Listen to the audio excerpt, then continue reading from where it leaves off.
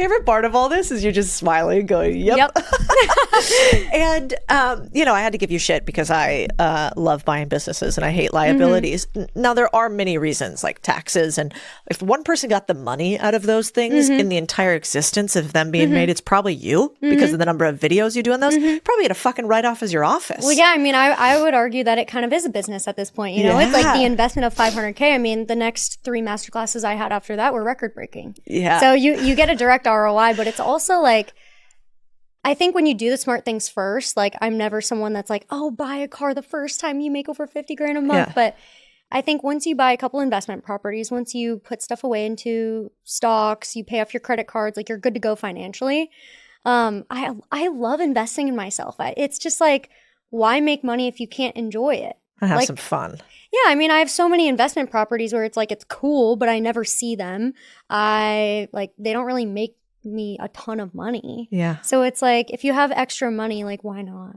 I love it. I don't want anybody here to listen to that advice, but I do. I love this for you. It's not the best advice, but it's what works for me. Yeah, well, that's all, like, I do think, listen, we're all just Pavlov's dogs with carrots and sticks. And if you are really into cars and you love them pink, you're going to go make that extra sales call if you know that that's at the end of the tunnel for you. And I think that's damn important. So if that's what gets you off, that's amazing. Yeah. And especially if you're not doing it just because you want to show somebody else that you're fancy, you know? But that did make me giggle a lot. But I kind of want to go to one other thing I think about from that. Like, everybody who's online gets a lot of hate. Right. Me too. I think sometimes, especially ladies who talk about money. For sure. What do you do to not have that bother you? Like, how do you not have haters bother you and not have when people say no to you bother you?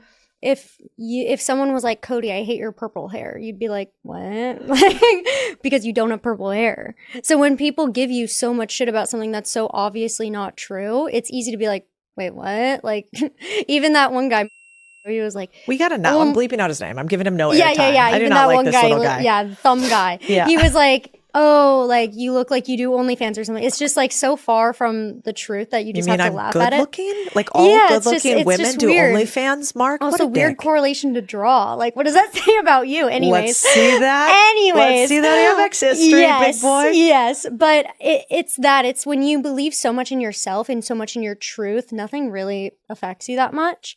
And then also, dude, I used to knock on doors and get the cops called on me. I used to get the door slammed in my face, water thrown on me. So it's like, you really can't do much to shake me because of the thick skin that I've built through sales. So I just think it's funny. Like, some people feel the need to make a whole explanation video. And that was actually the first video I've ever done like a reaction to, just because I thought it was so funny. But I never talk about anything because it's just not necessary at all. I never do either. I actually filmed one because I was so pissed on your behalf. And then I was like, you can tell I'm mad in it. Yeah. And I'm like, we don't need to give this guy more airtime. So I'll probably do one about one of the haters that I remember. Like, I've had all sorts over the years. Oh, yeah.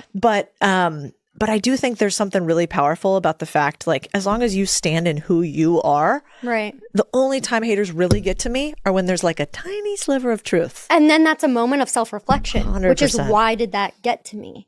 And then you think back and you're like, okay, so I mean, it's just, I always think too, I'm like, the fact that someone would want to leave a digital footprint of so much hate is crazy to me. I would never be caught commenting under someone's stuff or making a video about someone, just because I think when you have so much value to offer the world, you lead with that. And when you have no value to offer the world, you lead with other people and kind of piggyback off of them. So. Oh yeah. I mean, do the adult thing. Scroll. You don't like my shit? Scroll. Yeah. Keep moving. The finger swipe. It's super easy. Literally. Could you imagine being the type of person to comment negatively and seriously comment negatively on somebody else's thing you don't like? No. Like, what are you doing? Who has time for that? I would never be caught dead.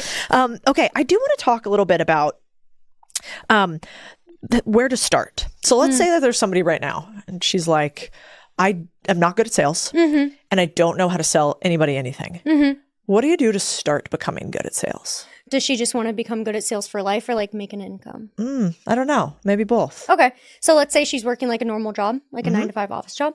So contrary to what everybody thinks, you don't have to quit your job in order to do sales, especially something like remote sales. You can choose your own hours, so you can do it on the evenings or weekends or whatever.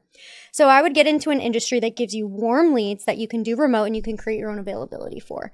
Ton of good sales industries. My expertise is high ticket industry. And then if you're like, okay, well, I just don't know how to sell though. You need to get the basics down.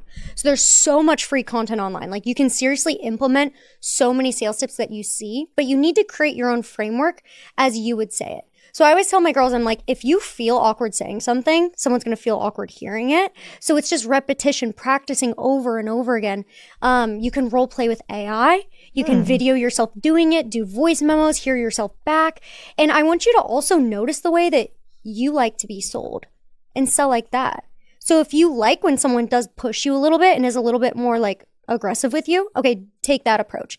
If you hate that, and if you hate when people are pushy to you, but you love when someone's just open and honest and very just, this is what it is, if you want it, take it, then take that approach. So kind of notice the way that you buy things and just replicate that. Did you change your sales personality from when you started doing door-to-door at 18 to now? Oh, for sure. Yeah. So door-to-door is completely different than remote sales because in remote, it's all warm leads and you're selling a higher ticket. So you're dealing with more luxury clients. In door-to-door, it's very just quick, pushy, talking over people, bulldozing them, more quantity over quality. And it's low ticket, so it's very just like the sale can be done in like 5-10 minutes. What were you doing? Pest control? Yes. Oh, yeah, dude. I owned one of those companies back in the day. So you know, did you ever knock a door? Oh, yeah. I've knocked so many.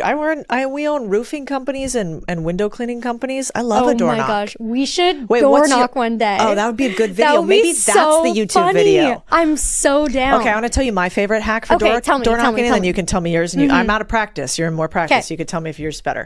One of my favorite tactics, this is for our painting companies. Okay. It's like 3 people interested in this online, but you and I are like, let me tell you about door knocking. The painting company, my time to shine. So one, obviously, we would get one client, and then I'd like to do usually 8 to 10 houses around it, how many I could in like that one situation. So I always like to go up to the front, a couple different things, like, knock on the door, always make sure my hands are available. I'm a chick. They worry about that less, but all the dudes, we always train them, you got to make sure your hands are shown. Second, as they come out, I always loved the lean back, which is like, look like I'm going to leave right away, as opposed to like coming in towards you. So a little lean back. And then hey, I just wanted to tell you that we're in your neighborhood. And if you have any issues with like my guys who are here doing this painting, I want you to have, my information. If we get in your way or anything like that, I just want you to know. Is that okay? And then they'll say like, oh yeah, thanks. That's great. Exactly. Yep. And then I would say, and then I'd kind of look like I was leaning and I'd be like, oh, it's so amazing. Have a nice day. And then I'd kind of like look at something and be like, oh, also, like I should say, obviously, if we're in your neighborhood. First. Yeah, exactly. And usually I would always just sell like a little, hey, do you want me to give a look around your house? For sure. And I can see what's missing. For sure. So I like a couple things that you did. One thing was you said you're not straight on. Yeah. That's the worst thing you can do because it's very competitive. It's like you're going to stand right in front of this person's face. No, you should always be at kind of like a 45-degree angle. Another thing is too, whenever you get longer into the sale and you're going over prices, you're always taught to kind of lean on the wall, or like even in Zoom calls, like you lean back whenever you want to minimize something. And then also the only thing I would tweak is I would lead with pain points. So like when I was doing door to door, it's like the only reason we're in the area and I'm even coming around because normally I don't do this, whatever. The ants are just insane. The humidity is crazy. You guys back up to the lake. Like you have to use some like context clues of like the actual area to show like, oh, this girl actually knows what she's doing. She's not just like some random door-to-door salesperson.